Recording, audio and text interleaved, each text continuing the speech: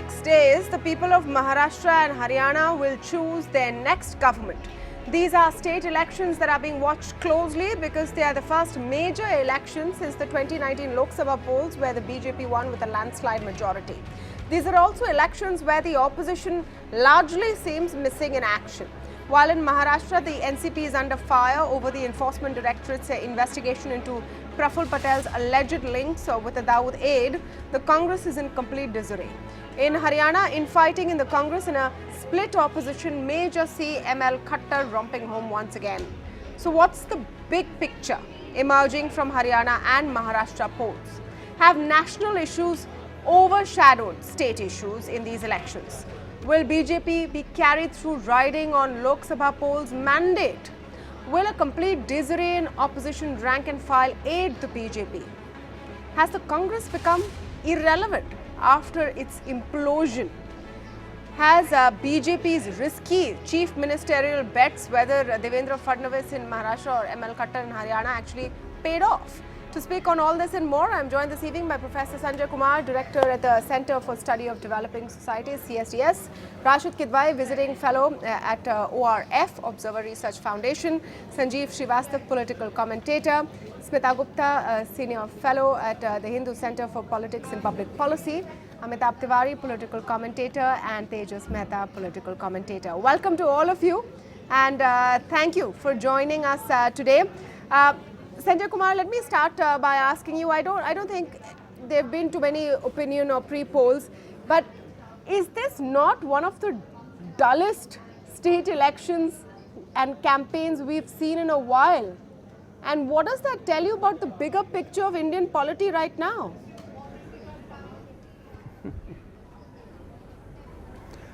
Why do you say this is the dullest election campaign you have ever witnessed? Look at what is happening in Maharashtra, look at what is happening within the Congress in Maharashtra, look at what is happening in Haryana. I mean in terms BJP of a fight. is campaigning in full swing, I mean while in terms we of see a fight. Congress Yes, in terms of the fight, yes, this is one of the dullest election, not only in the recent past, but if my memory goes 10 years, 20 years back, I would see this as one of the dullest election. And that's the reason in your opening statement you did mention that there have been very little opinion polls. See, if anybody want to do an opinion poll to get a mood of the people on the ground, even without doing an opinion poll, I think there is enough clarity to get a sense of what is happening on the ground. And that's the reason, in my opinion, why there have been many opinion polls have been conducted by different agencies. I can say for myself that we decided maybe not to do an opinion poll because we know the reality on the ground. There's nothing new we are going to get from by doing an opinion poll. So yes, I agree, in that context there is hardly any contest on the ground either in Maharashtra, and that's the case even in Haryana. That's how I see election standing as of today, and there are only 4 or 5 days to go, and I don't see things changing drastically in next 4 days. Okay, so it's dull because it seems like it's a foregone conclusion. Although disclaimer here, never underestimate the Indian voter, and far from it for us to call out an election before the first vote is even cast. But what is it saying about our state of democracy right now? And some of the questions that we raised at the beginning of the show, let me come to them. Rashid Kidwai, let me start with you. If you look at what the broad message on the campaign trail is, for example, you've seen the Prime Minister speak in Haryana today talking about how the Rafale has been brought home, or Rahul Gandhi talking about the Rafale 2 days ago. The abrogation of Article 370 has been talked about on the campaign trail. It's actually technically not relevant to either states or to the people of those states. So have national issues dominated the discourse? Absolutely, Tamanna, this is a bit unfortunate because in a conventional wisdom, state election should have been fought on state issues, state leadership. In Westminster model, a great emphasis is given on a constituency. So in Haryana, for instance, 90 constituencies, there should be a contest there, or in Maharashtra in 288 assembly segments, each place triangular, multi-corner contest, even smaller parties, independents, making an impact. But this is not seemingly, as my friend Dr. Sanjay Kumar was saying, this does not appear to be a case. It's a sad commentary, regardless of who wins. The dominance of national politics, national players, 370. What is 370 going to bring to people of Haryana, to people of Maharashtra? In the old time, in all elections, there used to be the key issue used to be mehengai, that inflation. Today, the jobs, for instance, in American system, job is a very big, issue, job creation or lack of it. But unfortunately, the opposition, because it's absolutely, divided, fragmented. You look at in Haryana, Mayawati contesting on her own. All political parties are contesting on their own, in their own wisdom. So this, there is no attempt to pin down either Devendra Fadnavis government or Khattar government. There are a lot of, opportunities are there, but this is what, these elections are being fought. Okay, let me talk about Maharashtra now just for a bit and focus on what's happening in Maharashtra. Amitabh, let me come to you on this.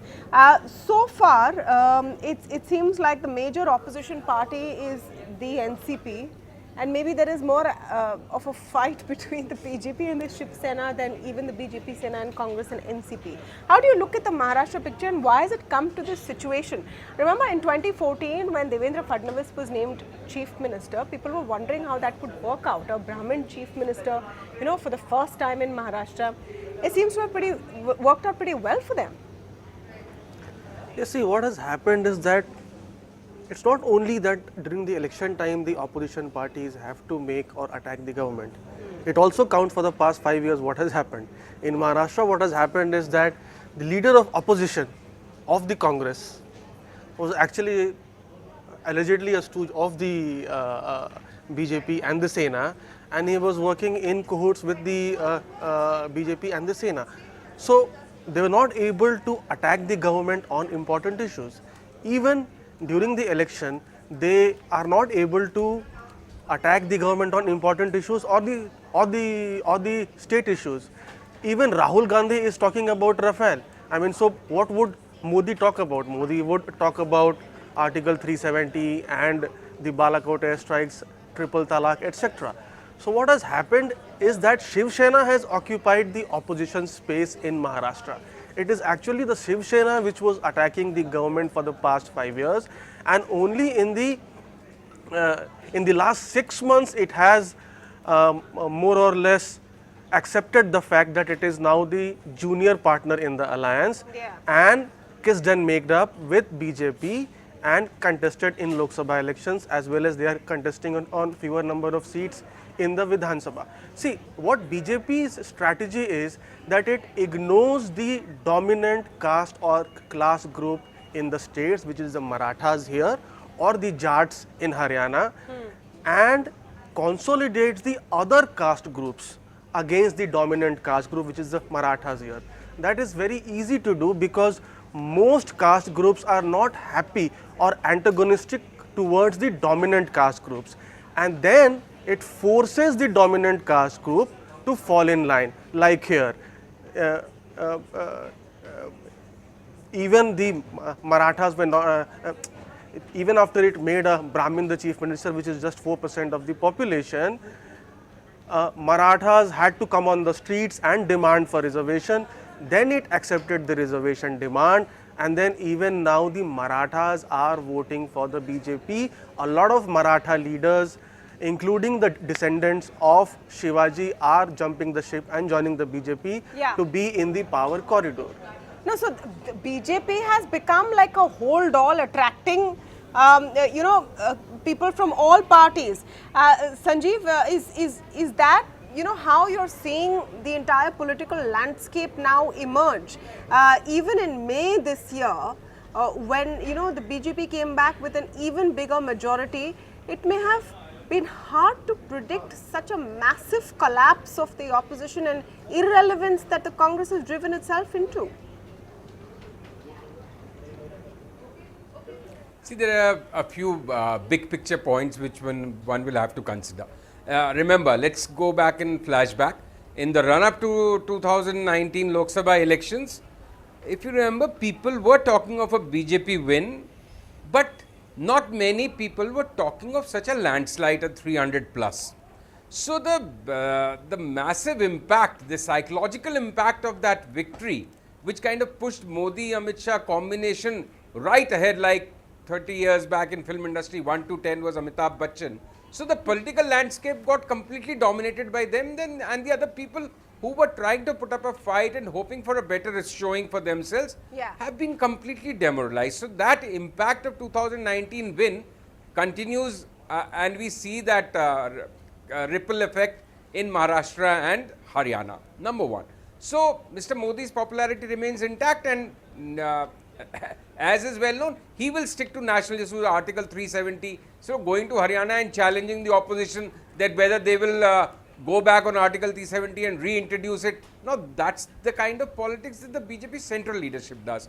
But what is adding to their magic or winning spree is also that both in Haryana and Maharashtra, today as we speak, the Congress is, Maharashtra was the cradle of Congress, NCP, cooperative movement. Today there is no single taller leader than Devendra Fadnavis, if you discount Mr. Pawar, who is best past his prime, to be very honest.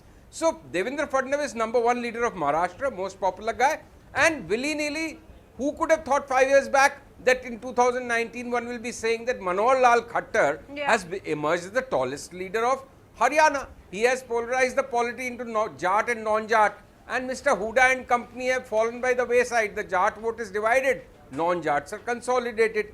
So this combination of national polity, Mr. Modi's magic, and the impact and the stature of Fadnavis and Khattar all together has created a momentum, what Sanjay Kumar said earlier, that there is no need to conduct an opinion poll. If you have any sense, everybody and his uncle knows what the outcome is likely to be about. Yeah, but you know, that's my point. In a democracy, the best party, the most popular party, which seems like it has a plan, wins, the others fall to the wayside. But Smita Gupta, the extent of dominance that the BJP has right now in, you know, in the current mind space of people. Look at a case like the PMC Bank in Maharashtra. The most strident voices on it are yet from the BJP. The chief minister saying that I will, you know, appeal to the finance minister and the prime minister, ensure that you get your rights and your justification. Those unhappy with the PMC are not saying they'll vote for the opposition. They're saying they won't vote at all. So what has given the BJP this Teflon coating right now politically?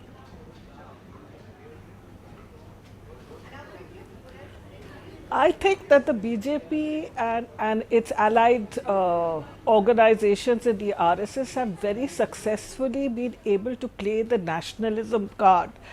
You know, starting with Balakot, going on to Article 370, this whole Kashmir issue. So today nobody is willing to look at anything else except that. In addition to that, we've heard Mr. Modi has been talking in Maharashtra. He gave a speech highlighting both Kashmir as well as the triple talaq issue. So that is again a polarizing kind of issue. Secondly, Amit Shah has also referred to the National Register of Citizens, which is playing out in Assam, which is likely to have an impact elsewhere, which is also a polarizing issue. So people are now, the BJP's campaign, which is because the BJP, unlike the other political parties, is in 24 hours mode, election mode. You know, no matter what happens, whether it is Mr. Modi addressing a crowd in Houston, that is also for elections at home. So I think that is why all these other issues of the economy, which the opposition has been trying in some way to raise, has not, it's not flying at all. When, you know, they're talking about, Rahul Gandhi is talking about creation of jobs or farmers, Those kind of issues are not flying at all. Secondly, you know, when Mr. Rahul Gandhi raises the Rafale issue, it's pointless. I don't know why he's taken up that issue. That issue bombed in the general elections because fairly or unfairly, Yeah. the Congress party, thanks to the 10 years of the UPA and the way it went, is associated with corruption. Therefore, corruption is an issue that doesn't sit well in the mouths of any Congress leader. When, I mean, people look back at VP Singh, but the fact is that VP Singh had a very clean reputation. He was Mr. Clean. So therefore, that issue flew. So this having failed in the 2019 Lok Sabha elections, I don't understand why he's playing this card again. Whereas Mr. Modi and Mr. Shah, they are staying on message. They know that this issue of nationalism, this issue of communal polarization, that is what works.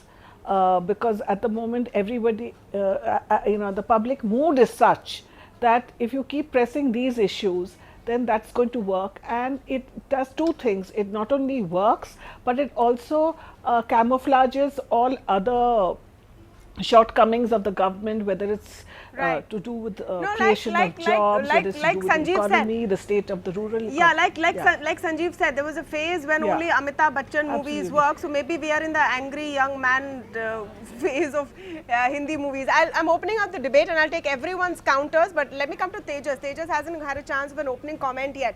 Tejas, are we being too cynical, saying that there is no fight? Maybe there isn't enough media spotlight on what the opposition is doing. And maybe there is a fight here that we're not seeing. Well, that could possibly be, because if the media did, I mean, there's enough empirical evidence to suggest that yes, the media does not give the opposition enough airtime or or print space. That is obvious, of course. But I think the larger messaging of what's going to happen is very clear, and the main reason I would say is because the consolidation of BJP and its allies is primarily because the opposition just simply does not exist on the ground. Look at what's happened in Maharashtra. The NCP has its stalwarts have all gone towards the BJP. You have it has pleased. You have leaders like from the Shivaji Maharaj lineage who have all joined the BJP. You have leaders from the cooperative movement who again have a very strong foothold in the NCP dominated areas. They have joined the BJP. The Congress is leader of the opposition has joined the BJP. What sort of opposition is there in Maharashtra or even in in Haryana? Secondly, I think in a case of Devendra Fadnavis, he was seen to be the blue-eyed boy of the RSS, and he has played his cards absolutely fantastically. Yes, he has performed on many issues, failed on some, but performed, and he has been successful as a chief minister. That is the biggest takeaway for him. After 5 years, after a long time, Maharashtra has seen a chief minister who has been just one chief minister in a state for 5 years. So that's the first in many years we have seen, and he has consolidated his position, made it stronger. In fact, he has ensured that any detractors within the party also are kept at bay. He has ensured that he has impressed upon the Marathas to turn towards the NDA and vote for them. He has ensured that the Jal Yukta Shivar has worked up to an extent. No, and it's not like he had a majority on his own. He had to depend on an ally who could have been painful at quite a few times. The Shiv Sena was not an easy ally. So I think problem was that the Shiv Sena became the larger opposition in Maharashtra. But I think at the end of the day, we must give credit where it is due, that Devendra Fadnavis has done much better than most people expected. And also, unlike Yogi Adityanath, who is seen to be controversial, he is not. Mind you, I see him as a potential as a prime ministerial candidate in the next, as the next generations of the BJP will move ahead, because he's somebody who is suave. He speaks Marathi well, he speaks English well, he speaks Hindi well, and he is politically he has been seen to be shrewd and smart, and that's ultimately what matters when the game goes up to the national level. You're eliciting a lot of reactions on my screen, as I can see. Okay, I'm opening this up to responses. If you want to come and indicate, and I'll come to you. Sanjeev Srivastava, first to you. Let me just start with a pointed question. The CM bets have paid off. In 2014, no one was quite sure they would, but they've paid off both in Maharashtra and Haryana. Oh yes, Khattar, everybody said Khattar who? Devendra Fadnavis was still relatively a better known political commodity, and I think both have delivered. In fact, the last 2.5 years, first 2.5 years, we all thought Mr. Khattar is a little political clumsy, Jat agitation, then the Ram Rahim agitation, the manner in which he had the government embarrassed. But all those things now remain look like a thing of the past. And Fadnavis, like Tejas was saying, has really performed well. Not only a chief minister who has lasted a full term, but really quite an articulate face for the BJP in India's commercial capital and also the state. And also somebody who is seen as very honest, which in Maharashtra politics is not a very common phenomenon. That's a bit of a rarity and a pleasant rarity. Though I would say, Tejas, if you remember, Tamanna, when we were discussing who the likely finance minister will be, I said, please don't jump the gun too soon, because a name which floats too much doesn't really happen. People don't like it. So anybody floating Mr. Fadnavis's name as likely prime minister at some stage is doing him no service. There are other candidates who are much more powerful in the setup. But the last thing which I'd like to say, talking about a prime ministerial candidate is extremely premature. Let me just put it out there. It's extremely premature. No, but yeah. But just one point I'll say, which is, can I just complete one point? Yeah. The economy is hurting. It is not that everybody across the country is gaga and everybody is happy, but there is nobody who can kind of channelize that disenchantment and anger or hurt of people into a credible opposition, because there is no credible opposition. So going back to the Amitabh Bachchan analogy, the Amitabh Bachchan era ended when a Shah Rukh Khan or an Amir or somebody else came up. Yeah. Right now, there is no somebody else on the horizon. No. That is the problem. There is no credible opposition figure, mainstream in north and west of India, who can take on this combination. So that's the biggest problem. But why? Let me come to that point now. And remember, this debate is open. Let me come to Rashid Kidwai first. But why? It's not like there is a lack of issue. Today, the IMF has joined the league of global organizations that has predicting an economic slowdown. Madam, that's what I said. There are issues, but nobody there to capitalize on them. No, but why? That's what I'm. There are issues. That's what I'm coming to. Let me get everyone's views in. IMF has joined the legions of organizations which are predicting a slowdown for India as well. IMF's figure is down to 6.1%. Unemployment. All of this is a problem. Is the opposition not trying hard enough, or are voters not in a mood to look at alternatives? Rashid Kidwai. Yeah, Tamanna, it's a combination of various factors. Let's not forget that Mr. Amitabh Bachchan was a failed politician. I mean, he may be a very successful actor. I'm loving this Amitabh Bachchan parallel. Yes. The problem with the opposition is they don't have a kind of event manager. One look at Rahul Gandhi. One can have a failed actor. Rahul Gandhi, but he's the only one within the Congress and in opposition who's drawing crowd. I mean, you look at the list of 35 people who Congress has as campaigners. The list that is given to Election Commission. There is no Sindhia. There is no Shashi Tharoor. There is no Jairam Ramesh. There is no Salman Khurshid. Either in Haryana or in Maharashtra, simply because they cannot draw crowd. This is a stark reality. The candidates don't want any other person other than Rahul Gandhi. And our whole political system is first past the post system. So where, even if some candidate puts up a credible fight and loses by 5,000 votes or less, even then he's a loser. See, let's not forget in 2019, the Congress did get 12 crore votes as against 19 or 20 crore what BJP got, and they did well in Tamil Nadu and in Kerala and Punjab and other pockets. The fact of the matter is there is a limitation. Rahul Gandhi is an unconventional politician. He says what he believes in it. It has become fashionable to criticize, to mock him, but I think he is doing a fairly good job under, severe, a very adverse climate and situation. Okay, Mr. Sanjay Kumar, you wanted to come in on that. Is it a lack of options, or is it now a mood where no one wants to even look at alternatives? Plus, the stakes have changed, isn't it? A political alternative will need to come with that kind of media attention, a clear plan, enough of communication.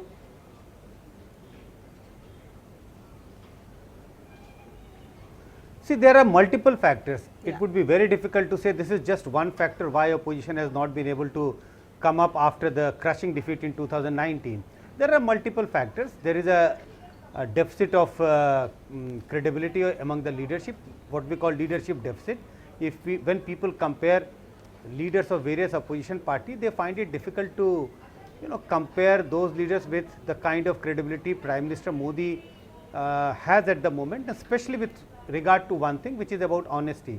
And I will give you if I think very hard about what is happening to the opposition, especially the Congress, and I think of what happens if you take out your vehicle and you start driving on the right hand side, and then at one point of time, if you want to take it on the left and you find it very difficult, you can't drive it on the right hand side, and you are finding it very difficult to take it on the left hand side because there is a lot of traffic. I think that is what is happening with the Congress. When they cannot support the issues which has been picked up by BJP during last couple of years or during last 4-5 years. Yeah. And if they try to oppose that, people don't appreciate that. So they are in a dilemma. They don't know, even if they want to support the issue like 370, it is very difficult for them either to support or to oppose. They can't support, they can't oppose. So there are multiple factors which has put Congress in a difficult spot, not only Congress, regional leaders as well. You know, Amitabh, when we started the show, I said, and I asked Sanjay Kumar that why are these so dull, these elections? He said, where are they dull? There's so much happening. You have a major leader in Maharashtra being accused of, having ties with a former Dawood aide. Things like that are happening. The Maharashtra Congress is completely imploded. Haryana Congress seems to be in the middle of an implosion. So a lot of things are happening. But is it because of the opposition's incompetency that the BJP is doing so well, or have they actually managed to do the right things that we are not able to spot? I would say it's a combination of both. See, corruption and price rise are the two biggest issues across elections. The government has done well on the corruption front, as in there are no major big scams or corruption allegations against the government, both in Maharashtra, Haryana or at the central level. The inflation is under control, so people are not feeling the pinch of the price rise. See, when people evaluate performance, they always compare. So it is 5 years of Fadnavis versus 15 years of a UPA rule. It is 5 years of Khattar versus 10 years of Huda rule. It is 5 years of Modi 1 versus 10 years of UPA rule. So when people are doing that assessment, at least on many fronts, which is corruption, price rise, infrastructure development, they find that this government has done better. And it's not always about whether they have solutions to all the problems or there will be no issues. There are economic issues, there are joblessness is a big issue, but people evaluate who is in a better position to solve these issues. I have to admit, they are very meticulous about their campaigns. They leave nothing to chance, even in situations where they seem to be, out in the front. They don't take things easy. So there is a whole process in place. Yes, Mr. Kidwai. I think, Tamanna, we have to, weigh in this factor also, the collapse of, centrist party. After all, what was Congress? It was an absence of ideology. People from diverse background came and joined this political party. Now, when it is pitted against whether be it nationalism or a matter of faith or so, then it becomes very difficult for a, centrist party or its, leaders to counter it.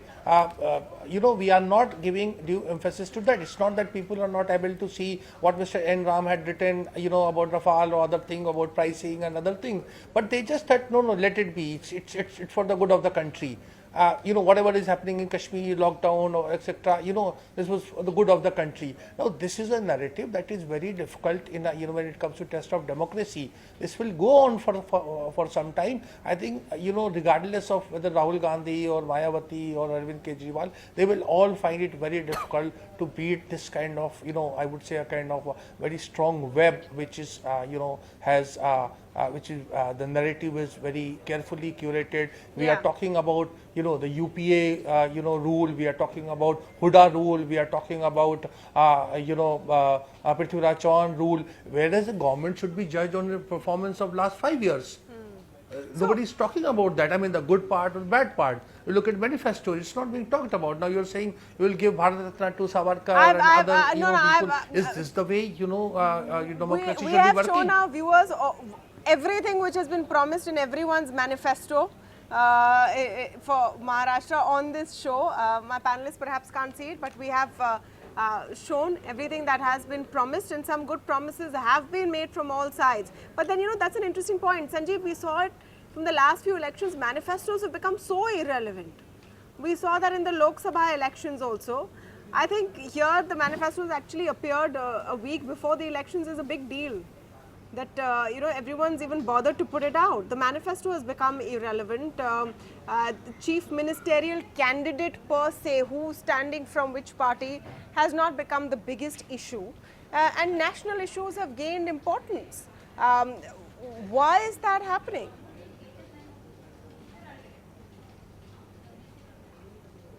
See, manifestos are so irrelevant that I won't even waste time like discussing them. So that's one thing.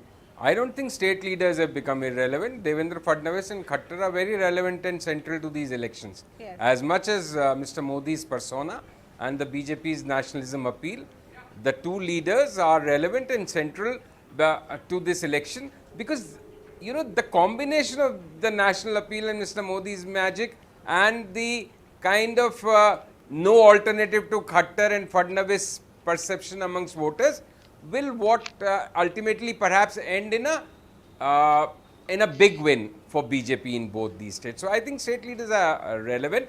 And yes, like I was saying earlier, there is dissatisfaction, there is disgruntlement, there is resentment, and like Rashid said, in our first past the post system, even 5,000 votes you lose, you are a loser. But then that has been the history of the first 60 years also. Yeah. Even when the BJP was reduced to 2 seats, they may have lost some seats by a few thousand votes, but they are the losers. So that's, see, ultimately what is happening, I'll repeat, there is no credible either narrative or face from the opposition to take on what is already a very unstoppable kind of nationalism bagged juggernaut of Mr. Modi. And the BJP is not just a very organized and well-oiled machinery politically, it's also a very ruthless machinery.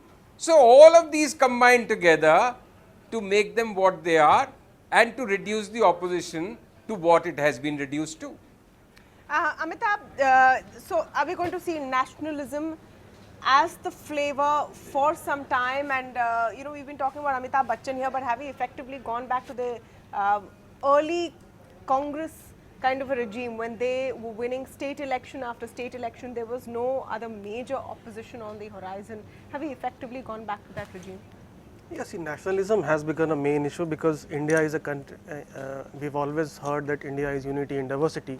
So this perhaps is the binding factor which is appealing to all the voters.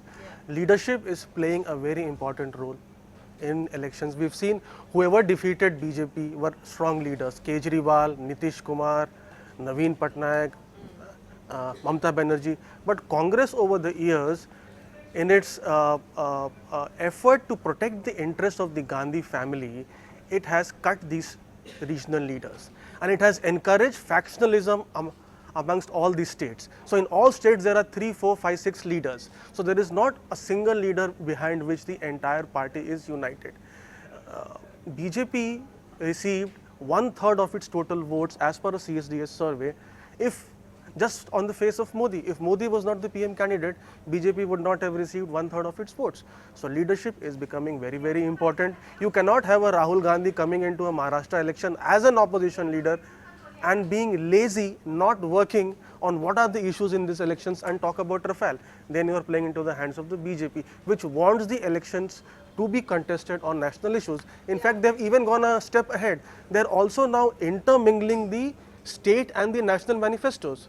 Housing for all by 2022, doubling the income of farmers. These are all parts of BJP's national manifesto. You know, $1 trillion GDP for the state of Yeah. Maharashtra. So, which would actually, if you wanted to bring India to $5 trillion, you would have to power Maharashtra through to $1 trillion.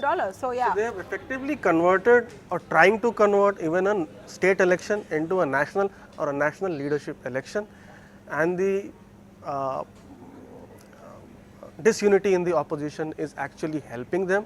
See, even Sonia Gandhi said that leaders need not necessarily be on Twitter. Social media has given them, or rather the opposition leaders, that they are present on Facebook and Twitter, but they have to actually go on the streets and raise the issues of the people. Congress over the years has become a party of landlords and influencers, and they have lost the contact with the voter, and that is what they have to establish back. Right. Well, I mean, the Congress story is a completely, different one, and one which has driven them to irrelevance. But the story of the hour is what happens in the Maharashtra and Haryana polls. Will it underline the dominance and hegemony of the BJP on the national landscape? I want to thank all of you for joining us in this first major discussion that we're having on the polls coming up in just about a week from now. I hope you will stay with us for all of our in-depth coverage of the Maharashtra and Haryana polls. With that, I want to thank you for joining us this evening on the India Development Debate.